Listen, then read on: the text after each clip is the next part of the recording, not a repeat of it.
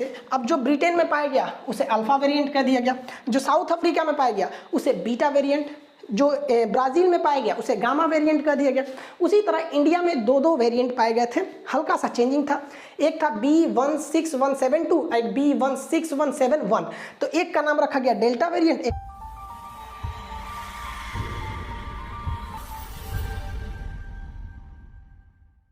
और third wave कब तक आ जाएगा, और एक जो नया वेरिएंट सामने आ रहा है जिस पर वैक्सीन भी असरदार नहीं है, उस चीज़ के बारे में हम लोग समझते हैं। देखिए, कोरोना जो है वो निकला था तो चीन के वुहान शहर से, लेकिन जैसे जैसे ये पूरे देश में फैलता गया, इसमें कई सारे चेंजिंग आते गए।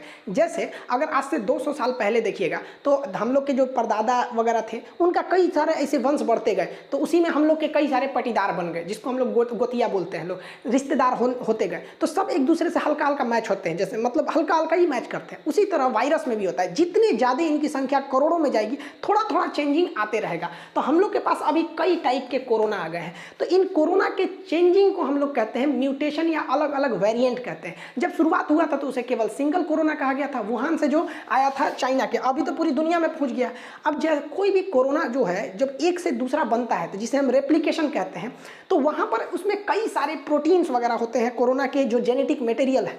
तो उसमें जब एक से दूसरा बनता है तो जरूरी नहीं कि 100% सेम मॉडल का ही बनेगा, उसमें कुछ ना कुछ हल्का फुल्का चेंजिंग आ जाती है, जिसे म्यूटेशन कहते हैं। जैसे देखिए, ये सारे के सारे कोरोना ही है सब, लेकिन अलग अलग डिजाइन के हो जाते हैं सब। हम आपसे एक सिंपली जैसे बताते हैं कि हम कुछ भी लिखते हैं, जैसे मान के चलिए हम यहाँ साइन ऐसा करते हैं तो एक हो गया ये, अगर हम दोबारा अगर करेंगे तो हल्का सा चेंजिंग आ जाएगा। तो ऐसे करते जाएंगे तो हल्का हल्का चेंजिंग आते जाता है, यहाँ पे कहीं पे भी जाएंगे तो हल्का सा चेंजिंग आते जाएगा।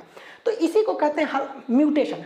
लेकिन कभी कभी क्या होता है कि कुछ चेंजिंग बिल्कुल अलग हो जाती है, तो उससे खतरा अलग हो जाता है। तो वैसे ही कोरोना करोड़ों की संख्या में, तो कुछ ऐसे चेंज है जो हमको खतरा नहीं पहुंचाते, लेकिन कुछ ऐसे भी चेंजेज आए हैं जो हमें खतरा पहुंचा देते हैं, तो जो कंसर्न का विषय बन जाता है। तो ऐसे ही कोरोना में से लाखों वेरिएंट निकले हैं, उसके कई वेरिएंट निकले हैं।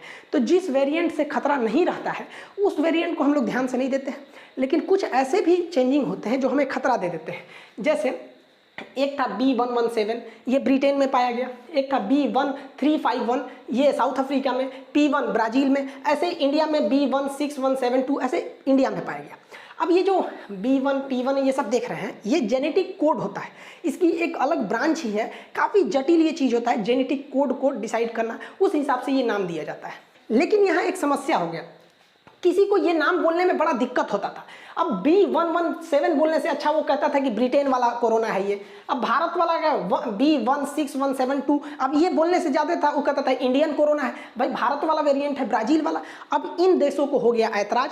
अब हम लोग सारे लोग, इसमें भारत भी था, चले गए WHO के पास। WHO के जो चीफ है टेड्रोस, इन्होंने पास शिकायत किया गया कि भैया जो चीन से कोरोना निकला था वो तो सिंगल एक था, स्टार्टिंग था, तो उसके वेरिएंट नहीं थे, इसलिए उसे सिंपल कोरोना कहा गया, बट उसका भी जेनेटिक नाम था G614। तो इसे लोगों ने कहा G614, या तो कह दिया कोरोना। लेकिन जब कोरोना के वेरिएंट आए तो यहाँ पे देखिएगा, इसमें चाइना का नाम नहीं लिया गया कहीं पे भी, उसे वुहान कोरोना या चाइना कोरोना नहीं कहा गया, लेकिन ये ब्रिटेन वाला कोरोना, ब्राज़ील वाला, ऐसा क्यों हो गया? तो इन्होंने एक रास्ता निकाला, कहा कि देखिए जो साइंटिफिक नेम है वो तो वही रहेगा B117, और एक्चुअली ये पाया गया था ब्रिटेन में, यूके में। तो लोगों को ये साइंटिफिक नाम बोलने से सहूलियत लगती थी, वो यूके बोल देते थे। वैसे ही भारत में पाया गया जो B16172, अब इसको कोई इतना बोलेगा भारत वाला कोरोना, वो सीधा बोल देता था इंडियन वेरिएंट। इसलिए WHO ने इसके लिए ग्रीक वर्ड कहा कि जो वैज्ञानिक हैं वो आज भी इसी को बोलेंगे, लेकिन जो कॉमन आदमी है, जो नॉर्मल लोग हैं, वो इस देश को डिनोट ना करके ग्रीक नाम से एक का नाम रखिया गया कप्पा वेरिएंट। तो जिसमें सबसे ज़्यादा खतरनाक अगर कोई है तो वो डेल्टा वेरिएंट है। इसी ने भारत में सेकेंड वेव में इतनी तबाही मचाई, लाखों लोगों का जान ले गया। ये इतना खतरनाक है कि ये युवाओं तक को नहीं छोड़ा। और एक्चुअली ये आया हम लोग के यहाँ अप्रैल मई में, और बूढ़े लोग इसमें उतना संक्रमित नहीं हुए क्योंकि उन लोगों को एटलीस्ट एक डोज वैक्सीन की लग गई थी।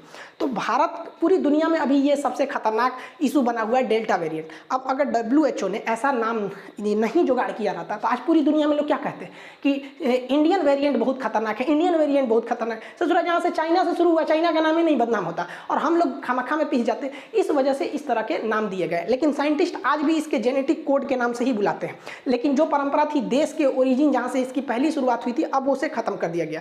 भारत में 2 वेरिएंट थे, एक था आपका डेल्टा वेरिएंट जो भयानक तबाही मचाया है, एक कप्पा वेरिएंट, ये उतना तबाही नहीं मचाया।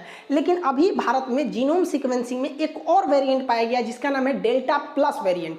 अब ये डेल्टा प्लस वेरिएंट इतना खतरनाक, एक तो डेल्टा खतरनाक है, उस पर से डेल्टा प्लस वेरिएंट पर देखा गया है कि वैक्सीन काम नहीं कर पाती है। इसलिए लोगों को जरूरी है कि वो अभी से ज़्यादा वैक्सीन ले सके।